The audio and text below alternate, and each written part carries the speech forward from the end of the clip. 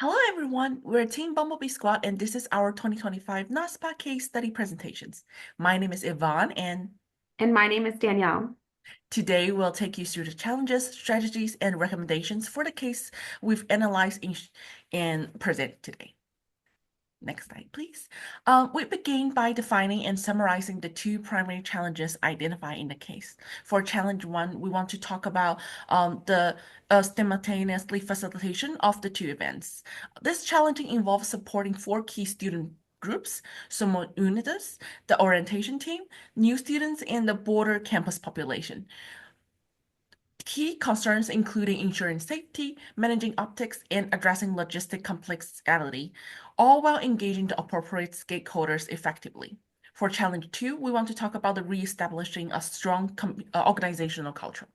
As a Hispanic/Latin serving institution, which it occupies 76% of the student population, recent changes have raised questions about the institution's values and inclusivity. The challenge is to access the current cultural climate on campus and implement meaningful changes to foster a supportive environment for the whole campus community. Next slide, please.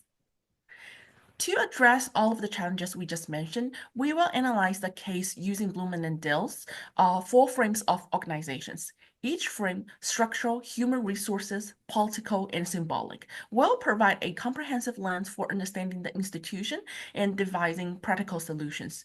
We will then outline a proposed 2 month action plan for effective communication and coordination to address these challenges systematically. So before we get into addressing the nature of the challenges themselves and our proposed action plan, we just wanted to take a moment to familiarize you with Bowman and Deal's four frames of organizations. So the four frames of organizations offer us a solid tool for enacting organizational change.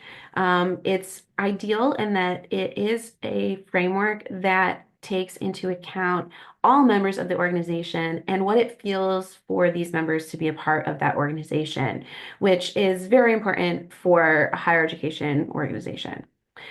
So the first of the four frames is structural. This would designate how work is allocated to people within the organization and how the efforts are coordinated across the organization. The most successful structures offer clarity of roles and for each member, as well as lines of authority and communication. So when we're thinking structural, we're thinking what policies inform our practice, how are people understanding their roles, and how well defined is their role not just for themselves, but for the others that interact with them, their role across the organization.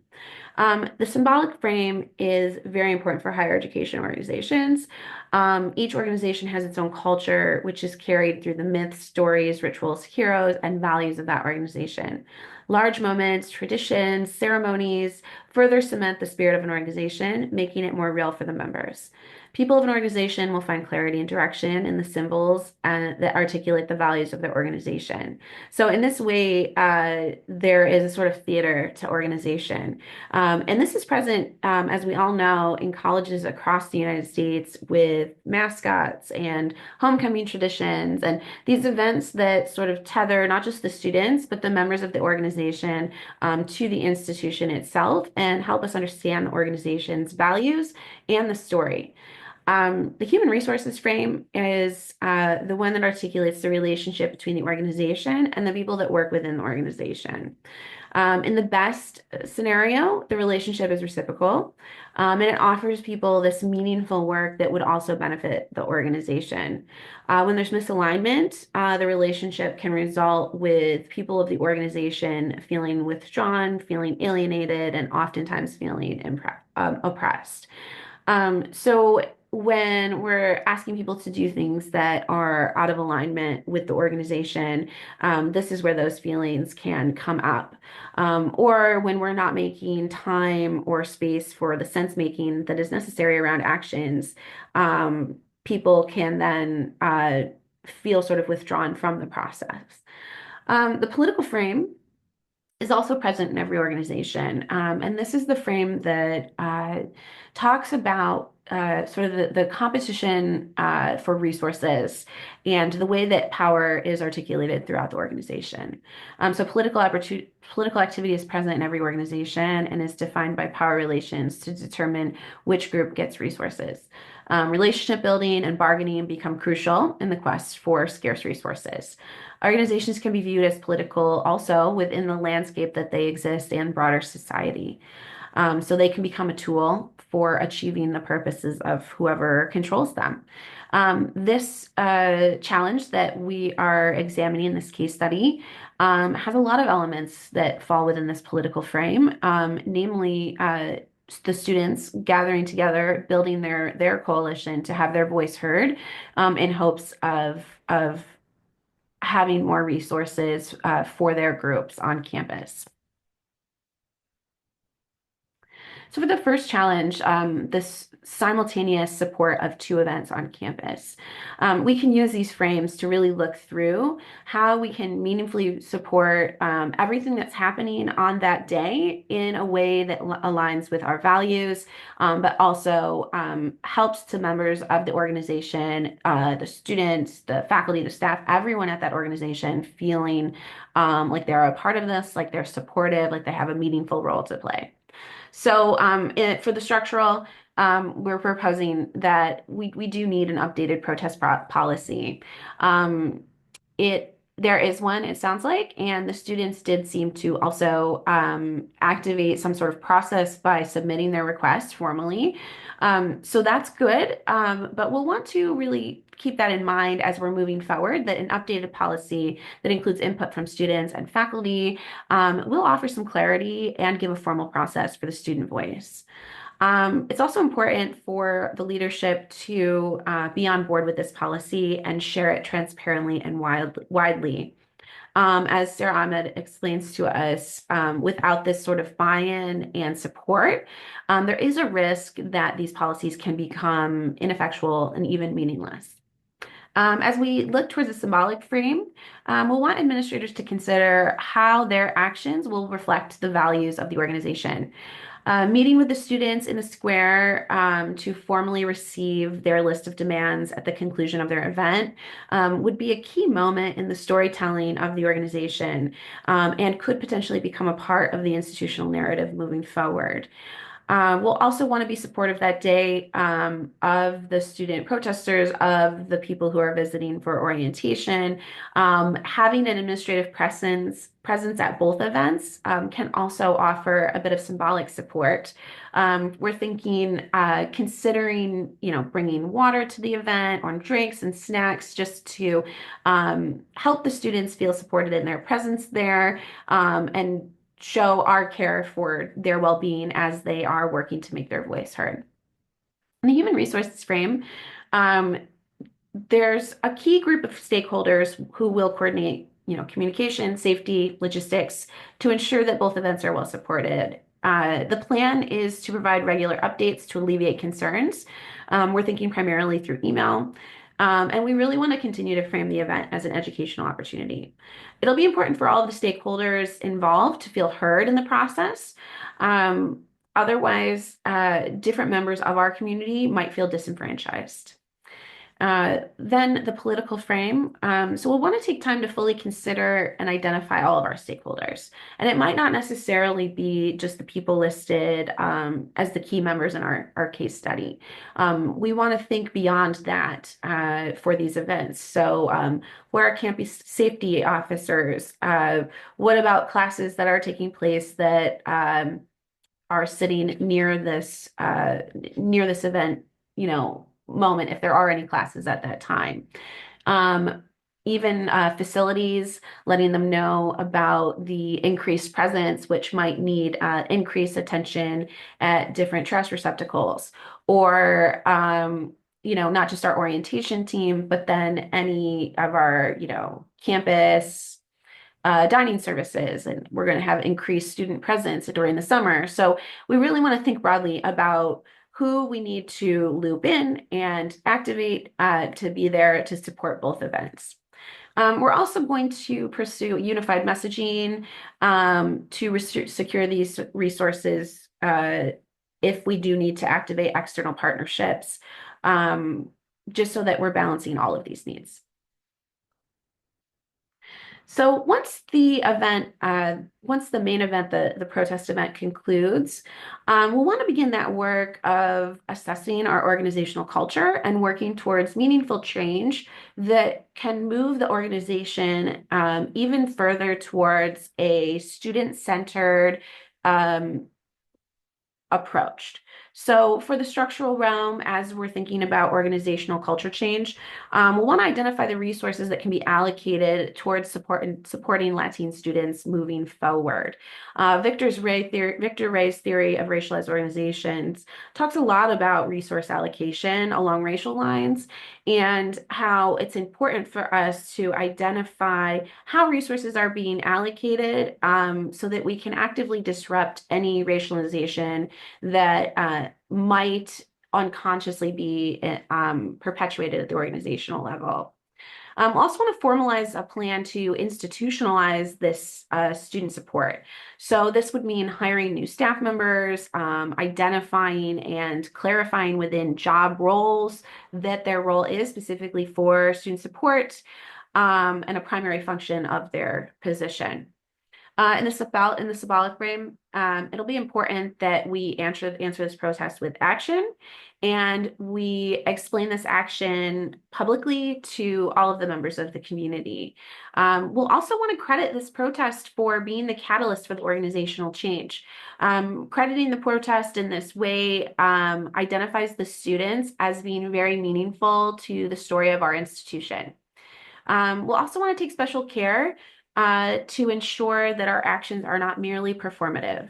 So planning to document our actions and provide reports regularly to the community, the campus community, about what actionable items have been taken as we move through this process will be a key part of the plan. For the human resources frame, we're going to focus on assessing campus culture, implementing interim cultural programming, and exploring long-term solutions that align with the institution's value as a Hispanic Latine serving institution, and considering all of this in the context of these new legal requirements. So we'll want to formally acknowledge contributions of faculty members like Dr. Perez, who has already supported the students and fostered a sort of advocacy for these students. We'll just want to make sure that her role is not being minimized and that her work continues to feel meaningful and supported. It'll also be important as we're learning more about our campus culture to disaggregate our data that is connected to race and ethnicity. There has been a tendency for organizations to clump data, and in clumping data, we are sometimes not able to view the full picture. Then this could ultimately undermine our change efforts. So we'll just want to make sure that it's disaggregated so we really know what is needed to serve our students. And finally, the political realm, we will be forming alliances with advocacy groups, lobby our policy makers for legislative revisions. We'll want to establish campus policy committee, launch public campaigns. We'll really want to activate all of the coalitions that could work together to support change that would be bringing us into alignment with our institutional values. We'll also want to identify our diversity champions or change agents that exist across campus that are working beyond areas of the DEI office. We'll want to encourage these community members to also participate. Bringing in folks in other offices that might not initially be thought of will help to make this change more strong across the organization. So we're thinking, do we have a passionate individual in the admissions office who maybe hasn't been brought in on different committees, but has always had a passion for student support? How do we find those people who are embedded in our various offices across campus, but not always brought into the conversation? How do we identify them and bring them into the conversation? So the implementation. We want to start by sharing this timeline. of how we plan to implement the support of first the two simultaneous events that are happening on July 1st, and then initiating our campus culture assessment and ultimately campus culture change efforts. So we started with when the initial protest was received, the protest request was received.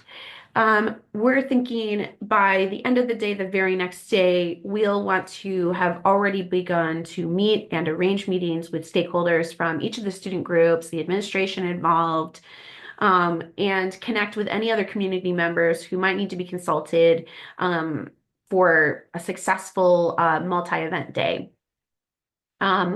We're going to want to also reach out to the community to let them know about the events and help us identify any blind spots that we might not be considering when it comes to supporting our students and our campus at this time.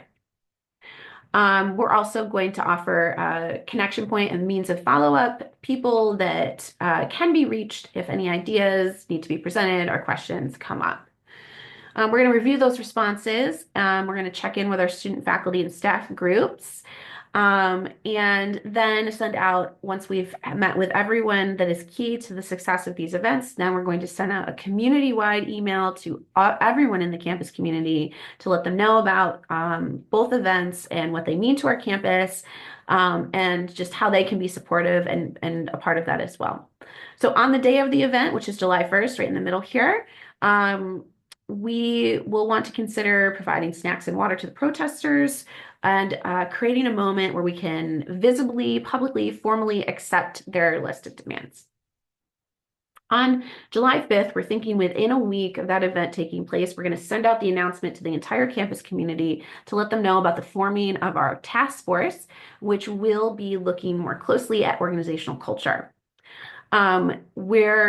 Once we announce that, we're going to invite staff, faculty, and students to be a part of the task force. We're going to work hard to identify folks in all corners of campus, from all areas, staff, faculty, and students, and invite them to come and be a part of this conversation. We're setting July 15th as the ideal first task force meeting.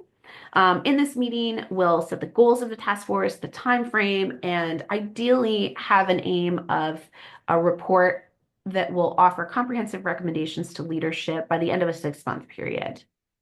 Or a 4 to 6 month period, which would put 4 months at October 15th. And then hopefully, we're being optimistic here. The day after the report, we will begin tackling those action items and putting that report to work.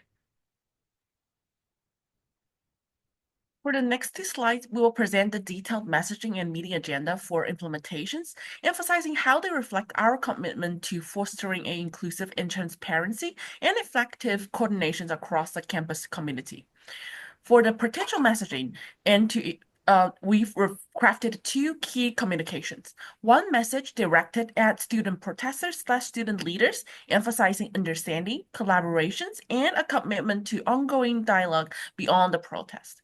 The second, a campus-wide video message or email message, highlights the dual significance of welcoming new students and supporting student advocacy, the students who are currently on our campus, underscoring the institution's dedication to inclusivity and sustainable change.